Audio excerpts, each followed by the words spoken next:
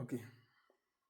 Un bonsoir particulier à toi et à vous qui avez décidé de me suivre sur cette chaîne. Alors aujourd'hui, j'ai décidé de vous parler des deux types spécifiques de besoins que nous rencontrons chez les animaux en élevage.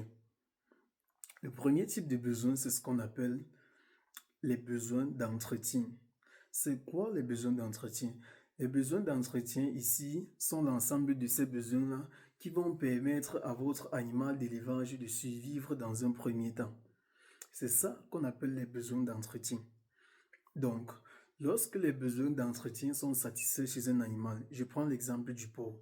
Lorsque les besoins d'entretien sont satisfaits chez le porc, vous ne pouvez pas remarquer la perte de poids, vous ne pouvez pas remarquer l'amaigrissement.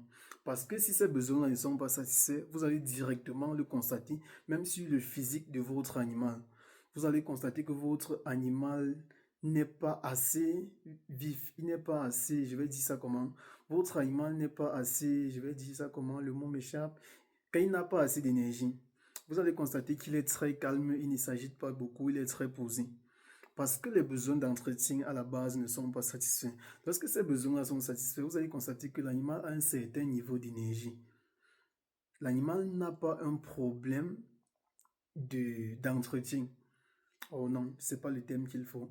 L'animal n'a pas un problème propre à la survie. Voilà, c'est le terme exact. Maintenant, lorsque le besoin d'entretien est satisfait, ou les besoins d'entretien sont satisfaits, il y a le deuxième type spécifique de besoins qui viennent combler et assurer la rentabilité de votre élevage. Ce type de besoin, généralement, on l'appelle le besoin de production. Le besoin ou les besoins de production.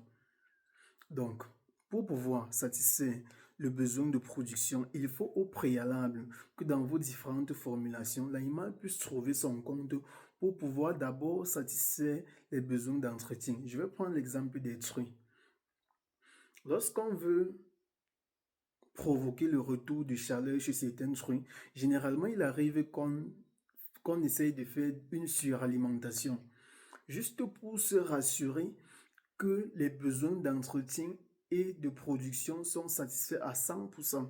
Parce que lorsque ces besoins-là sont satisfaits dans tous les cas, l'animal est tellement à l'aise, l'animal est comblé. Et du coup, les chaleurs peuvent revenir très facilement. C'est pour ceci que dans la plupart des cas, vous verrez une suralimentation chez les truies pour provoquer la chaleur. C'est parce que les deux types spécifiques de besoins sont satisfaits que le retour des chaleurs arrive un peu plus rapidement. Ça, c'était un exemple. Lorsque les besoins d'entretien sont satisfaits et que les besoins de production ne sont pas satisfaits, l'exemple du porc, vous n'allez pas remarquer une augmentation de gain de poids.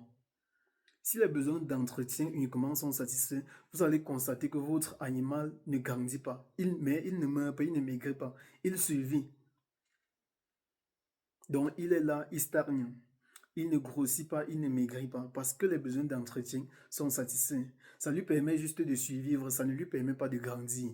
Pour pouvoir grandir, il faut qu'on puisse au préalable satisfaire les besoins de production. C'est la même chose avec les poules pondeuses. Si vous, dans votre alimentation, vous arrivez à satisfaire les besoins que je vais ici qualifier de besoins d'entretien chez une poule pondeuse et que les besoins de production ne sont pas satisfaits, un besoin, vous allez vous rendre compte que il n'y aura quasiment pas de ponte ou que la ponte va chuter dans votre cheptel.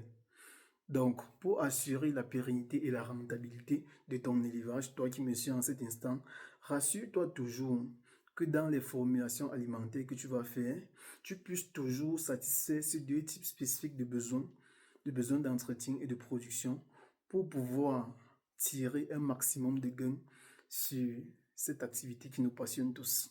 À très bientôt pour une nouvelle vidéo.